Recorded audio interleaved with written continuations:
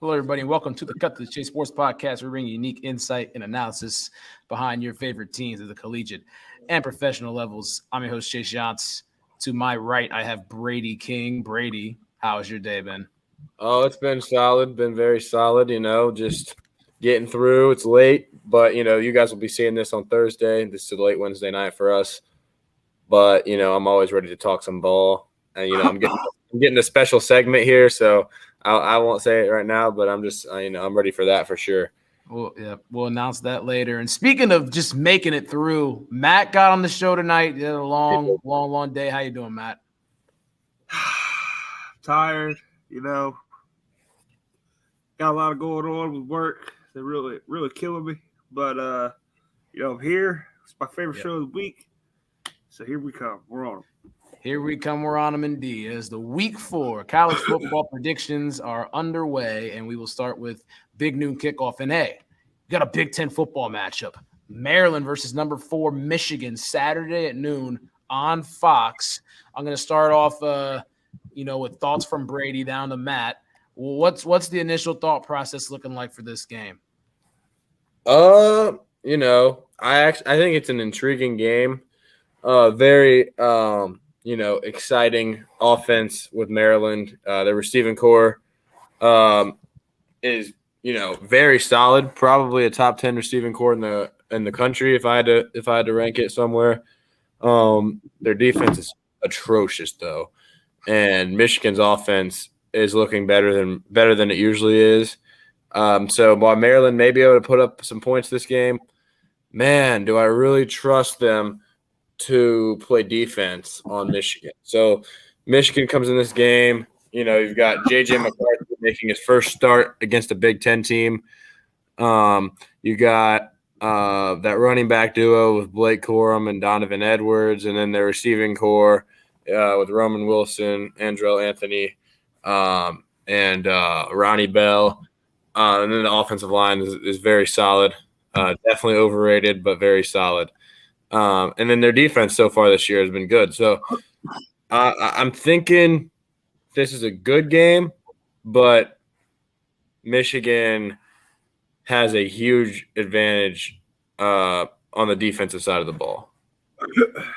Definitely, it's going to play a huge part in it. Seeing if Maryland get their offense rolling against a top team like Michigan. Matt, what's your initial thoughts coming into this game? I'm excited for it. I think it's a decent test for Michigan.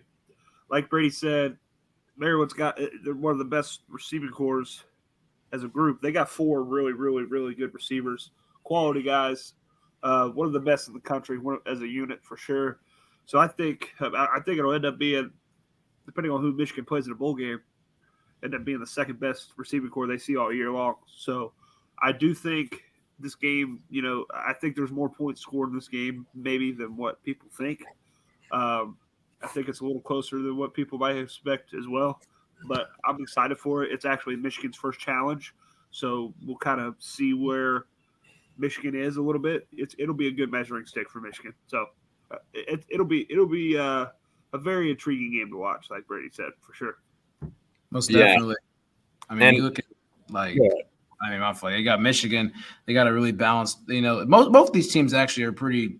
You look at the numbers wise, both of them are about 495 yards a game. I mean, obviously they're playing different competition and all.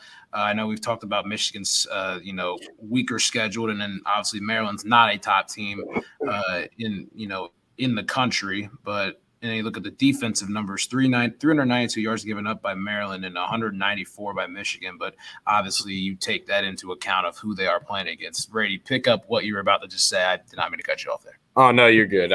I think it was one of those things where we didn't realize that the other one was talking. I kind of cut you off if anything. But what I was gonna say is that Maryland is the fact that they're by far the best team that Michigan has played so far is actually very intriguing to me, because I actually keep up with Michigan the second most out of any team behind Ohio State, since they're obviously that's the greatest rivalry in the history of sports, debatably, but I definitely think it is. I just think that getting this information about the team I like's rival just always makes me go crazy. Like I always need to know exactly everything about that other team. So this is going to be nice to see, especially let's see what the Michigan defense is really about. Yep. I mean, you talk about, obviously watching Ohio State and then obviously watching, Michigan, keeping up with them. I mean, the quotes like this, know thy enemy and know yourself. In 100 battles, you'll never be defeated. It seems like 100 battles Ohio State wasn't defeated until last year. They got to get back on track, but that's a different story for a different time. So obviously we're going to keep an eye on that. By the way, the spread is Michigan by 17. The over-under is 64.5. And we will roll on to the next game. Clemson, Wake Forest, Saturday at noon on ABC. Initial thoughts from Matt about this game? I'm excited for this one, actually. It's probably other than Ohio State and Michigan's game, it's probably my favorite game of the weekend. I want to see how Clemson's offense continues to grow. Can DJ actually be consistent enough in a full game, put a full game together against a good quality opponent? You saw him play against Georgia Tech in the opener. It was gross, man. It was ugly early. You know what I mean? DJ did not play very well. Also, for our good friend Zach Smith from the show, he tends to think it's more of a scheme issue at Clemson as opposed to DJ. He thinks DJ is really good. So just thinking it from that perspective, for me, he's taking a lot of shots at Dabo and the offensive coordinators and offensive line, guys like that. So, can Dabo get his offense? They've lost Jeff Scott. They've lost Tony Elliott. They've lost guys that were offensive coordinators for him in the past. So can they get that offense going and being consistent against a good quality opponent on the road? You know what I mean? Because Clemson, Notre Dame's defense isn't going to be a slouch when they play them. Notre Dame's offense sucks now without their quarterback, but they're not going to be a slouch when they play them. They still got to play them. They got to play NC State, guys, teams like that they're going to have to play. So can Clemson off the offense? Can Dabo find a way to get those guys playing consistently? So I think that's something to watch in this game. I think they will have success, but like I said, we'll see. It's to be determined right now for sure. Exactly. And you look at I was actually watching some on the ACC network earlier about how DJ, when you look at all of his look at all of his passing stats, whatever it be, completion percentage, yards per game, touchdowns, interceptions, like he is in the middle of the pack of the ACC. He's in that 6 to 9 range, I would say, when it comes to that. So he's not really, having, great numbers, or, he's obviously like, Clemson's top 5 team as of right now. And he's, doing enough for them to win these games. But like I said, people have talked about schematic, some schematic things that are going on at Clemson, like, even like Zach Smith said, guys on the ACC network said. So, they've obviously seen that inside and out and seeing how DJ functions in what type of system and see if they can adjust around it. Brady, what are your thoughts? I know, you had initial thoughts on DJ coming into last year and they were far off, but at the same time, you have different thoughts on DJ at this point. What are your thoughts of him as a quarterback? Yeah. So last year, to be fair, I wasn't alone on my thoughts that he was going to be good. Okay. I'll take that out completely. Like, I did not see that coming. But so like Matt said, Zach Smith thinks DJ is good and really just thinks that it's a scheme thing. But I'll tell you what I think it is I think the wide receivers are very subpar. I think the O-line is subpar at best. I think the scheme is did I already say that? The scheme is subpar, and I think DJ is also subpar at best. Do you think they all suck? I think they all suck. I think the running back Will Shipley maybe above average. I'd put him in the above average mark. I think he's really good. I like him. I like him for sure, but I think DJ. I don't think he's like absolutely like pathetic. Like I don't think he's to the level. I don't think DJ is the level of like. I think he's better than Sean Clifford. Like if we're that's saying a whole lot. It's not saying a whole lot, but like last year I would have said Sean Clifford is 10 times the QB. DJ has gotten a little better this year. Like last year, I would have said Clifford was better. This year, DJ is showing slight improvements. They're both so bad. They are. Like I mean, I'm not gonna lie, I don't really agree with Zach that maybe Zach Smith's right. Maybe Zach is right when he says, if you put DJ with a good scheme around him, good offensive coaches, a better offensive line, maybe he is a really good quarterback. But the bottom line is for Clemson, he's not. So what in the situation you're only as good as your weakest link or your situation that you're in. So if he's in a shitty situation, then he might just be a shitty quarterback. Like some people are starting the rumor that we're gonna like attempt to like get him to Ohio State next year. Fuck that. And my God, dude, I'd rather have Daquan Finn. I would rather have. It's not bad. Yeah, if we're gonna get a portal QB, I'd rather just see if Kyle McCord or Devin Brown can sling it. Like if they can develop to what we need to be, because I've seen DJ, man. Like that guy is he plays so tense. He's got a big arm, very talented guy, huge, 6'5", 230. But I just don't. He's always slipping, falling. He just is a mess out there sometimes. So Wake Forest defense is terrible. So Clemson's offense is going to look better this game than they're not. Don't let their offense fool you. It is not an elite offense. Wake Forest also has a good offense, but Clemson has a great defense. So we'll see what happens there. Sam Hartman's a good QB over at Wake Forest. If you guys watch the show QB1 on Netflix, he was on there. He's had a good career up to this point. There's a lot of touchdown passes. So we'll see what happens with this game for sure.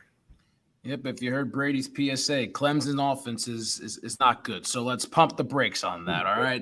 Spread. Good. Yeah, Clemson's the spread right there. Clemson by 7, over under 56. And then we go to this game. It's college game day. It's number 20 Florida, number 11 Tennessee. It's the picture that's behind us. You can't really see it. It's Peyton Manning actually evading a rush from the Florida Gators. Believe it or not, he could actually move back in 1997. So, look at this game. It's a top 20 matchup game on CBS. They always play early on in the season.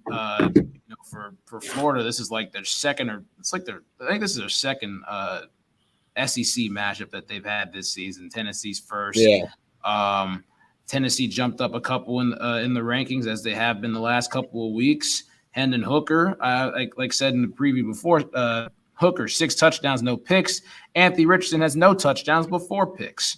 I mean, what is what's the thought process here when you look at these two teams? Is Tennessee going to have the edge over Florida?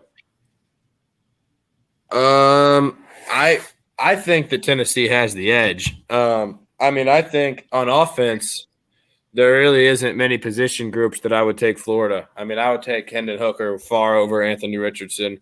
I would take the Tennessee receiving group. I would take their O-line. And running backs wise, I don't really think either of them have an elite running back room. Florida's running back is a true freshman, so I'd probably lean Tennessee's running back room.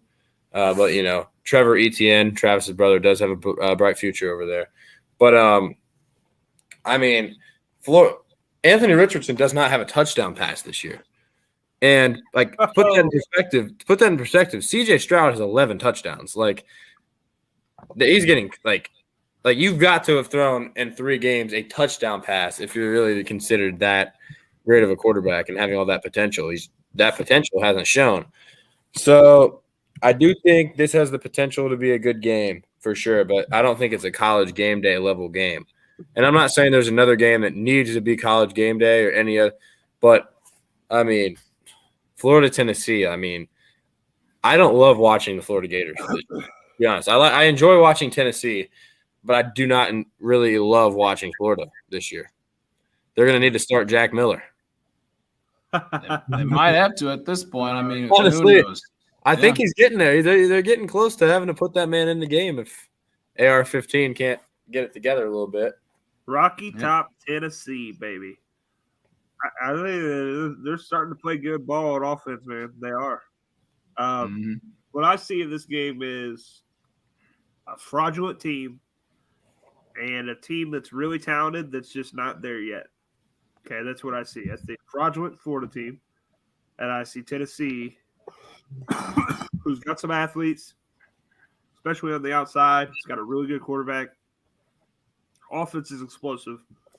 I just don't know if they're there yet. Now, this is against Florida. So, in this game, I think they end up, probably pulling away at some point throughout this game. I don't expect it to be, a low-scoring game by any means. But I just think, like I said, I think Tennessee is just not there yet in terms of college football playoff contention. And I think Florida is a fraudulent. It's one of those deals where they beat Utah, who sucks. Or Utah is just whatever, a little worse than what we thought. Okay, and they're still better than Florida. Probably is the funny thing. They probably are. Yeah, that's what I'm about to say. If they played they played 10 times, they probably win 7 of them. So at least 7. So they beat Utah, and they're SEC. So the polls skyrocketed them all the way up. And now, after losing the game or whatever, they keep them around because they're SEC. They don't deserve to be around. You know what I mean? Whatever. Yeah. That's kind of my take on this game. That's kind of how I'm rolling. Mm-hmm. Yep. I mean, you look at the numbers again. Tennessee, I know they played 2 MAC schools, and out of their 3, and obviously they played Pitt, averaging 553.7 yards per game. About 370 through the air, 180 on the ground. And then Florida's defense, even with the teams they've played of Utah, Kentucky, and South Florida, they're giving up more rushing yards than allowed passing yards. 195 yards per game given up to teams that aren't even that great at running the football. I mean, wow. Like, that's really alarming looking at – I know that it's been, at the time, 2 ranked teams. What the heck? At the time, 2 ranked teams. But yeah, you look at the game. Tennessee's favored by 10.5, over under 62. Next game, Arkansas, Texas A&M, number 10 versus number 23, Saturday at 7 p.m. on ESPN. We've talked about Texas A&M actually a couple of times on this show, which is actually unintended to talk about, to say Arkansas once or twice, but here they are again. Matt. The Razorbacks, baby. I like the Hogs. Here they come. KJ Jefferson. I mean, I think Texas A&M sucks. Okay, I think we've all established that. I think they suck. Yep. Okay. Their offense can't move the ball or score points worth of shit. Okay. They scored 17 against Miami. Okay. Whatever. Miami's got a good defense probably, but still, 17 points is not going to cut it the SEC ever. Yeah, not at all. 14 against Appalachian State, who scored over 60 the week before against North Carolina. They only scored 14 at home at App State. So it sucks. Okay. I do think this game is probably a pretty close game. I think Arkansas is the better team here, but I do think it's going to be a close game just because it's at Texas A&M and it's at night. Okay, Kyle Field can get rocking, the 12th man. Okay, that place can get pretty loud and it can be pretty, hostile for the opposing team. But I love how the Arkansas team's playing. Now, they've struggled last week against a subpar opponent. Maybe got caught looking ahead to, Texas A&M going on the road in a big game. They ended up coming back and winning by 2 scores. Okay, whatever. They found a way to win. Okay, they found a way to win. KJ Jefferson is a great player. I really like his receiving core, like the talent around him. I think it's a really competitive game just because it's a neutral game, or not a neutral game. I'm sorry. It's at Texas A&M at night, so I think that plays a factor in it. But this is one to keep an eye on for sure. I like the Hogs. I mean, they're very good this year. Mm-hmm. I mean, look at that. I mean, they're averaging 500 yards a game on offense. Quite a bit on defense. They're stopping the run really well, but they're giving up a lot on the back end when it comes to throwing the football. But Texas A&M, as Matt said, worth the bleep or whatever you want to call it. But Brady, put your hands on this game. What do you think? Put your hands on it. like you hit on. I mean, this is a night game at Kyle Field, so it's never going to be easy for Arkansas. I do think Arkansas is the better team this year, if I'm going to be honest with you. I think Texas A&M is obviously fraudulent coming into the year. They don't have an offense. They just don't. Their defense is very solid. They do not have an offense. They're going to need that recruiting class they just had to get old quick because I don't know how they pulled that off. Oh, wait, yes, I do. It's because they paid him millions of dollars, just like Saban said. So, you know, I'm ready for this game. I'm not really going to watch it, to be honest with you, but I'm ready to see what happens this game because maybe Texas A&M's home environment can get them this win and can help them out because Arkansas, I like KJ Jefferson.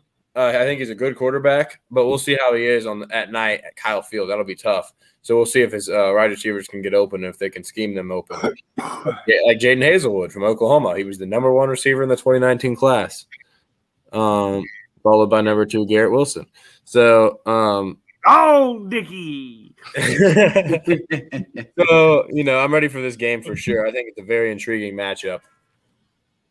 Yeah, I mean – that's actually a good thing to say. It's a night game at Kyle Field. Okay, I'll say this. What's your guys' favorite, night game song or stadium song that is played? Matt, what's yours? Song? Yeah, in general. I'd say probably song-wise, I don't think there's anything like Inner Sandman at night. When you're walking into Virginia Tech, that's really cool. You know what I mean? They go crazy.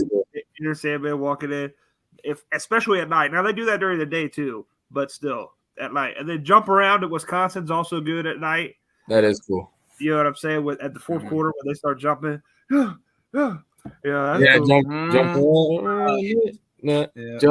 I will say this: my favorite stadium to watch a night game is Penn State. There's nothing better than Ohio State at Penn State at night. It always makes me feel like my team is going to war. Like we're everybody's yelling. You got 100,000 fans screaming at you, and we're all in. It's just you and your teammates and your coaches, and you're just at war with 100,000 people coming at your neck for 4 quarters. That's probably the number 1 night experience ever.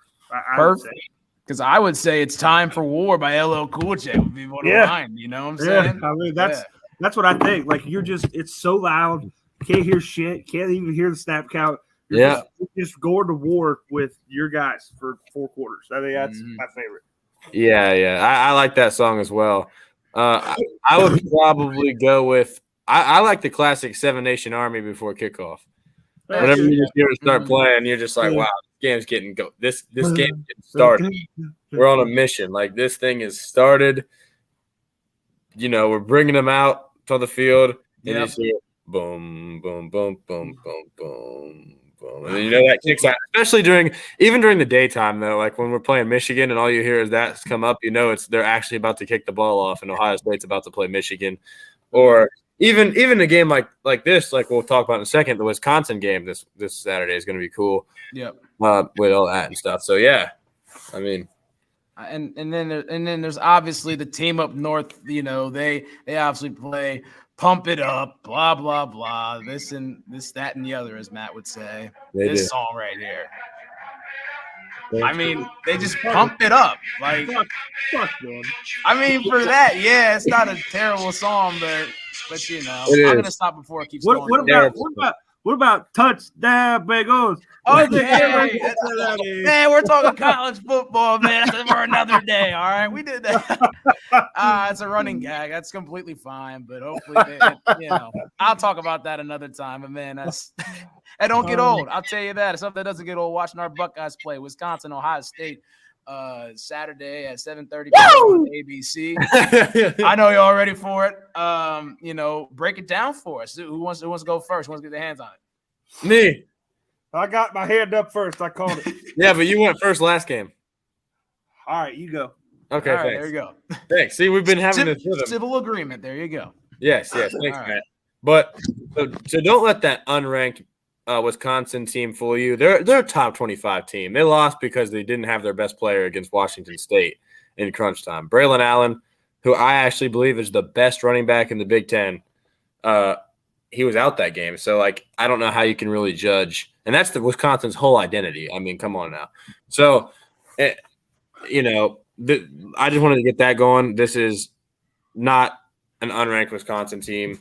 this is going to be a tough game, but I do think Ohio State's offensive star power matches up well because, Wisconsin's got a great defense, but I want this test. I think it's good to have this type of test. Notre Dame also has a great defense. Their offense is just very subpar, especially with their backup QB and like it is now. But their defense, it has been great. So it's nice to see another great defense coming to the shoe. I would like to say, I don't think you guys know, I just got tickets to this game. I'll be there. Oh, really? Yep, I'll be at this game. I'll be at this game. I just got tickets like an hour ago. Row 2, double A. So I'm excited for that. And it's Wisconsin's bench, so I'm going to get to talk to the players, not saying nice things to them. So and maybe I'll see Bucky the Badger. What you got to say? What you got to say to Bucky, Matt? Before you talk about Bucky. So I'm really excited for this game. CJ Stroud has been, arguably the best QB in the country this year. The wide receivers, Marvin Harrison, Jackson Smith, and Jibba has yet to play like a full game because they didn't play him much last week. You don't want Toledo. They just gave him a few snaps, just to get his feet wet. But obviously with the best receiver in the country there, I'm sure he'll be back full force for this game. I think that's always been the plan. However, Marvin Harrison Jr. has made his case as the best receiver in the country. I'm not saying he's better than JSN, but as JSN was out, he's put up the best numbers in the country, arguably, with his 5 touchdowns, which is second, only behind a Vanderbilt receiver that's played an extra game. And he's averaging over 100 yards a game. And all of his touchdowns have been to man-to-man coverage. So he's beat a man one-on-one every single touchdown. So, you got him. Emeka Egbuka's been outstanding. So that wide receiver trio is great. Julian Fleming, who I do believe is better than Xavier Johnson, Matt, made 2 touchdown catches last week against Toledo. And, Tommy Eichenberg's been great. He's going to be huge in this matchup. Tommy Eichenberg against Braylon Allen. They're going to try to run the ball. That's what Wisconsin needs to do, and Tommy is going to have to be there. Same with Steel Chambers and same with the D-line. So I'm ready for this game. Graham Mertz cannot run like this, whatever the goose Daquan Finn did. So we're not worried about getting our pass rush. If it gets there, it's getting home. He's not going to run around and throw it 80 yards down the field for a touchdown or run for 40 yards. We're good in that category, but they have an absolute dude at running back with Braylon Allen. So, this dude is a stud. I'm going to be completely honest. Braylon Allen is an absolute freak athlete. We need to play football against this guy, and we're gonna have to run the ball well too. We're gonna have to run the ball. We're gonna have to use Mayan and Trey because I believe Trey is gonna play Saturday, most likely. We're gonna have to use this running back duo to our advantage, and we're gonna have to try to pound the ball a little bit as well to establish the run game. So, just overall, I'm excited for this game. Definitely one of the biggest games of the season. So yeah, I'm happy to be going to it. Another night game, always gonna be fun. Blackout. Let's get your guys' thoughts. Whole lot of freaking dudes on the field, eh? Matt, what's the thoughts on this game for you?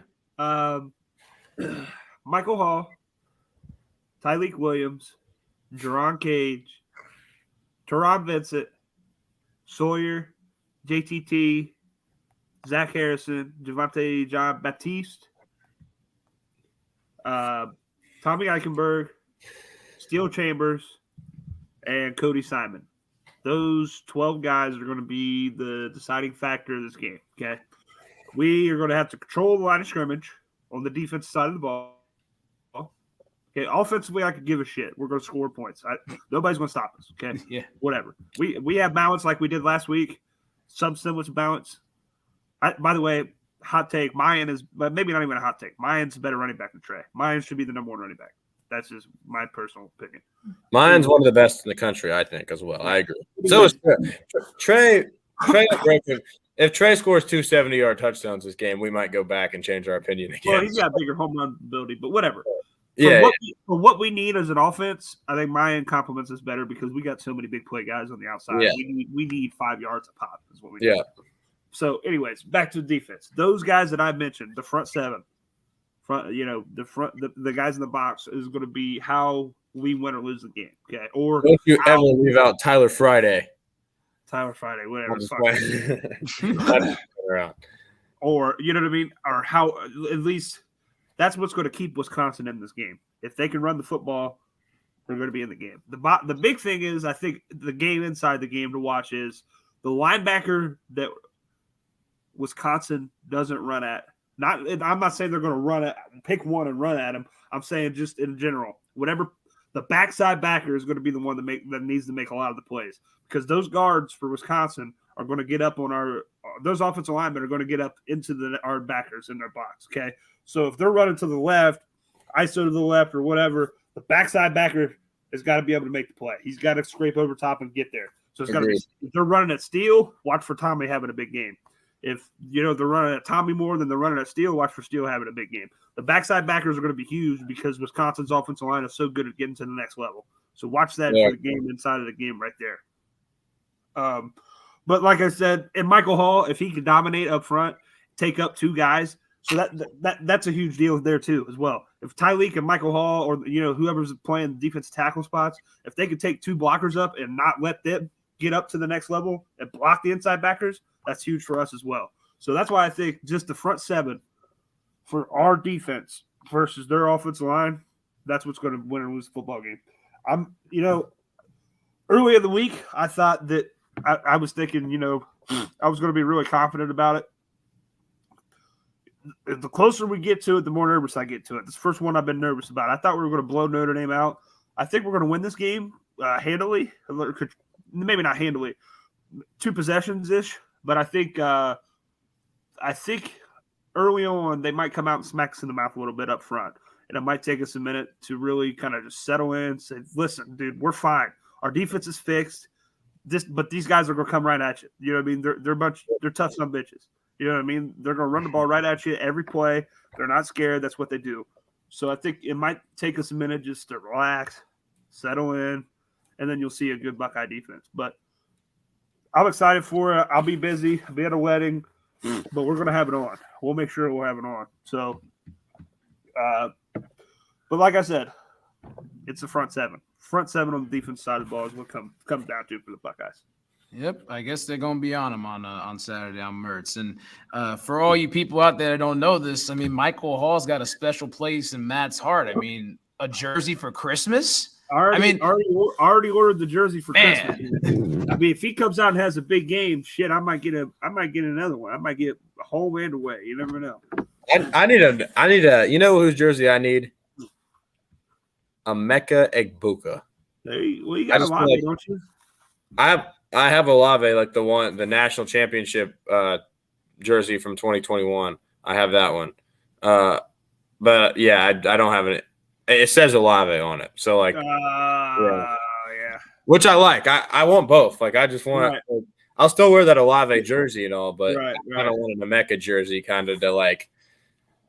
I just love him, man. Like I wanted him more than any recruit I've ever wanted, and it's kind of random. I mean, he was the number 1 wide receiver in the nation, but I was just so certain that there was no chance he's a bust, and obviously, he's not. But like, I was just so certain of it, and that he was like this dude is definitely the safest pick. Like he's the best receiver in the country. Like that's just what it was. And you're on what? I wanted a number 11 jersey. CJ Hicks of all people. I'm just kidding. Get a CJ Hicks jersey. Screw it. I mean, look at it. Ohio State's favored by 18.5. Over under 57.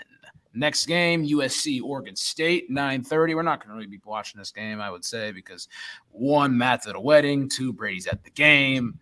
The game we just talked about. And 3, I mean, shoot, I'll just be kind of flipping through channels once. Well, I'll be watching the Ohio State game, obviously, but the after dark type game. This is not technically after dark, but it's 9:30 to say. It's the Pac-12 after dark. It is. Yeah. I mean, you reach that certain time of the time of the night where it's qualified as that. We reached that certain time of the show. We're talking about a Pac-12 after dark game. So, really all USC. So, what's the thoughts on them? They've already played a road game. They're playing a second, second road test. Yeah, this is one of those games where remember a couple weeks ago where I said I couldn't give 20 fucks about. Well, here you go. How many do you give today? How many do you give today? I don't know if I could give 25. I could give 24 this time. Okay. So you actually give more than that's a lot. This one's a little bit better than the other ones, just because I think USC is really good. And if they lose, but like I said, Oregon State has been trash for since Jacquizz Rodgers was on their fucking team. I remember when Man, that was a while ago. I'm talking Dwayne about Haskins' first start, we dropped 70. 77 on them. Yeah, that's what I'm saying. So Yeah. this is just irrelevant. Like, what the fuck? Fuck the Beavers. Like, who cares? They're going to kill them. They're going to kill them. But, like, it is important just to pay attention to how USC is doing because I do think they're for real. I do think they're for real. So I get it. But what do I expect out of this? Just an ass kicking up and down. Just that's what I expect. Fight over. Go Trojans. Yep. I mean, there's not a whole lot to really put into that. I mean, I'm not really going to try to get your thoughts on this, Brady, since it's you'll be at the game. I don't have that many thoughts, to be honest. Yeah. Just that. I'll just say it again. Jordan Addison. I was slightly off. He's a really good player. Mm-hmm. He's a really good player. I'll just say that. Just expect for him to continue to have a great season. Still not top 3 receiver, but go. That's his apology form to Jordan Addison right there. Spread is actually over under 70, and the spread I think you guys will both like this 6.5 USC. 6.5. I do like 6.5 spreads because it's either going to be if they win by a touchdown, they cover. Yeah, exactly. So. That's not something to keep an eye on if anybody was to really place a bet on this. But here we are again, picks-wise. Let's get right into it. Rapid fire. Maryland, Michigan. Matt, start it off. Wolverines, 34. Terps, 24. Okay, close to game, 10 points right there. All right. I'm not gonna really give any score predictions and all because my mind is in the world of the NFL right now. But I'll just straight up say Michigan. Michigan's gonna win by decent margin. I'd say about 20 or so. And this is actually the point of the show where we kind of switched some things up this week as we sound the alarm for Brady's picks. Let's go. Okay, tell us what you got here and why Michigan by 17. All right, so Michigan's going to cover the 17-point spread due to the fact that Maryland is going to get overwhelmed quickly when Michigan's offense is moving right up and down the field because Maryland's defense has not faced an offense like Michigan yet, and they haven't faced a defense like Michigan yet. So – and it's the fact that this game it's at Michigan, I believe, correct? Yep. It's at Michigan. I just have a feeling that, I think McCarthy will have a good game. I just think they'll kind of run it right down Maryland's throat. And, I think Maryland will score a little bit, but I'm not going to lie. I got Michigan 51-20 here. I've got a big bludgeoning there. I mean, Maryland's no different from what they were last year, and Ohio State won 66-17. Michigan won like 40, but Michigan won by like 30. I mean, also let me point this out real quick. Ohio State beat every common opponent by more than Michigan did last year. Okay. For the Michigan people that are watching that, they're just gonna put their earbuds in and just ignore that one. So, if you're watching this as a Michigan fan, quit watching. Hey, we are talking about your team though. I will say that. We are, all right. Yep. So Michigan by we just don't like them. We'll be honest. Mm-hmm. Yeah, well, straight up. That's just how it is. What do you think, Matt? What do you think about Michigan? Simple as I think we're all in accordance there. I don't really got anything else to say. Fuck 'em. Yep, got priority straight on that one. And this is a pick. I mean, I don't like. I'm not actually placing money on this, because I don't really do that because I'm only like 17. But you guys should place money on this. Yeah, I'm gonna keep my money right in my pocket and on my card, but we're gonna go straight to the next game. It's cool, betting's cool, blah blah blah, but. For the betting junkie out there that may be watching this on Thursday. Tigers. Yep. Tigers win. I got Tigers winning too. All right, cool. Tigers are going to win. And then Tigers 40-30. Yep. 40 to okay. I'm going to go on ahead and I'm going to say Tigers are going to win by about 15 or so. And do we sound the alarm again? Yes, we do. This is another Brady's pick. And look at it. All right, that's fair. I like that. Okay. Yeah, I have a feeling this is a Clemson repeat. I think Clemson shows that they are no longer the national title contender they once were, and I don't think they'll really pick that back up for a long time. I think the reign is over. Wake Forest covers this spread. I'm not going to necessarily say they win, but I am. Wake Forest wins this game against Clemson. 31-27. Ooh. Okay. And they definitely cover the spread. This will be a down-to-the-wire game for sure. Either way, it's down to the wire, and nobody wins. Nobody wins this game by a touchdown or more. Okay. So we got good stuff coming at the noon window on ABC. Okay, Wake Forest, the upset at home over Clemson is the look. Florida, Tennessee, Saturday, 3:30 on CBS. I got Tennessee winning this one. I got them winning by about, I think I'm going to say 13 on this. Matt, what's your thought? 44-22 Volunteers. Vols are rolling. It's looking like the time back in the 90s. Stop Tennessee. And we sound the alarm for the third time in a row. First time happening. Wow. Florida plus 10.5. What do you got to say? What a terrible pick. Jesus. Okay, my picks are really good. I just think that – do I think Tennessee's the better team? Yes. Do I think they're clearly the better team? Yes. Is this a rivalry game? Yes. Does Florida usually win this rivalry game? Yes, they do. A lot of yeses. I'm not saying they win this game, but I think Florida keeps it real close, and I don't think this Tennessee offense rolls as much as they have been. I think they kind of like realize Florida has some athletes. They'll put up points, but they're not going to put up enough points to where Florida can't catch up. I do think Anthony Richardson throws his first touchdown pass this game. That's a hot take. Give me Tennessee with the win, 30-20. Wow, right? Just flirting with that half point right there, to say the least. But that's 3 in a row for Brady. Does he have any more picks? We'll find out. But, Arkansas, Texas A&M, Saturday, 7 p.m., ESPN. Another game we won't be watching due to a bunch of circumstances that'll be going on, but we kind of went through it. I think we can all unanimously. Well, I don't know about that, actually. I will say. I'll let you guys pick first on this one. Hogs. 24. Okay. Hogs 24-13. It's 17-13 late into the fourth quarter. Hogs find a way to take it to a 2-possession game at the end. All right, cool. Brady. A&M 24-21. Texas A&M. No, it's not. No, it isn't. You realize that they beat Bama last year at home at night, right? Bad pick. Arkansas is not anywhere close. I know. That's what I said earlier. I think A&M, like, it wouldn't shock me. Like, it's a tough place to play. Yeah, I just don't. I don't think Arkansas has the. I don't think they have it in. I'm not saying they can't win, but I don't think Arkansas has that factor where they can overcome this big of a crowd. I mean, I don't think Texas A&M's a great team, but I don't think they were last year either at all. And they beat Bama. I think this Texas A&M environment is legit. It's one of the best in college football at night, especially with that 12th man over there, and their defense will rally. I'm going 21-17. 21-17. A&M. You know what? I think they're going to tie. No, I'm just kidding.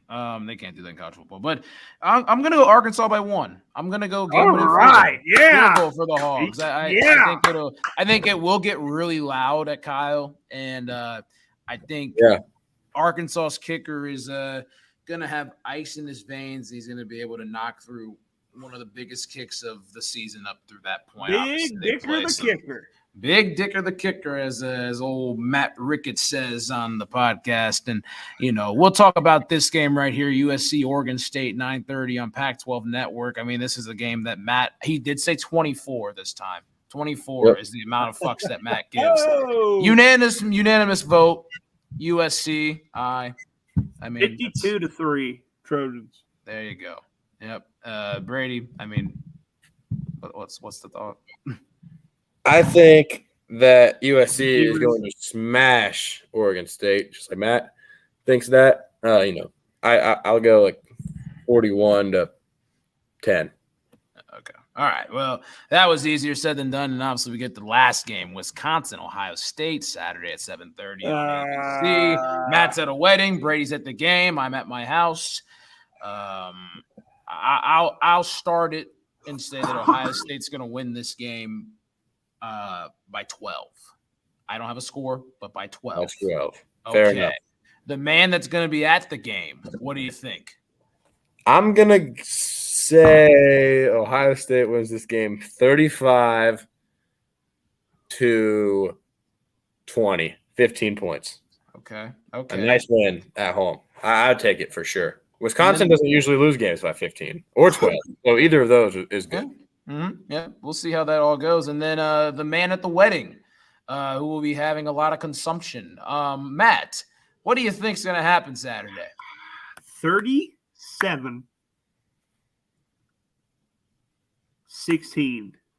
The Buckeyes end up covering. Cover the spread, man. That's my final thing. I think they score late to cover. It's going to be 30-13-ish. It's going to be closer than what people think for a long time, I think.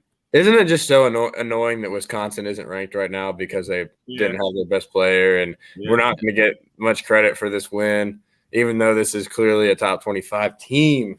Yeah. Then it's going to be disappointing. I mean, we're going to see how Wisconsin comes out and play. They always give us our best shot, whether it be in Indianapolis, it'd be in Madison, it'd be in Columbus, the three places we would play them. But I mean, excited to see where all that goes. I was thinking about the one word thing about how we feel about this Saturday. I mean, we've basically said the same exact word a bunch of different times. So we'll do it again. Give me a word. Give me a word to describe how your Saturday will be going at the time of kickoff at 7:30, Matt. How do you think you'll be feeling on Saturday? Drunk. I straight up. I mean, at the wedding, I'll be drunk for sure. Yeah. I think if you give me a word that I got to use for the game, it'd be oh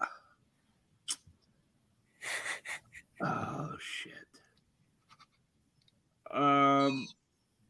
Uneasy. Okay. That's uneasy. Yeah. Yep. Just Wisconsin's a good football team, man. I think it's gonna be. I think it's going to be a little bit more physical than what we've seen so far. So I think smacking us in the mouth real quick early gets us off balance, but then we come back and we take the physicality to them. That's what I think ends up happening. Exactly. Brady, how about throughout the day? One word to describe how the day will be, and then one word to describe how you feel about the game. The day will flow at a medium pace. Okay. It's going to be a slow day up until the game, just waiting, but, exciting. And the game, I'm going to go with – I'm making y'all think. Excited. I'm making y'all think, all right? That's how I'm more excited than nervous. I mean, I'm definitely nervous for this game. Don't get me wrong. It's going to be a tough game, probably the third toughest game left on our schedule behind Michigan and Penn State. Yep. If I had to say, but yeah. Yeah, but the I would say that the summary is it's anxious. It's always how it is for football games. Every time that your team plays, you're always anxious to see what happens. But absolutely, that's week 4 picks right there. Got the Chase Sports Podcast. I'm Chase Yantz. That's Brady King. That's Matt Ricketts. We got NFL stuff coming up, and obviously on the same schedule that we've been on. Any final thoughts before we hop off? Touchdown, Bengals! Okay. What's that game for Cincinnati? Ooh, I hope we do. Boom. All right, Brady. Bear down, whatever that song is. Oh my gosh. Okay. With that being said, Sloopy, hang on. Yeah. Bengals! All right. With that being said, Chase Johnson, Brady King, Matt Ricketts. We will see you guys in a couple of days.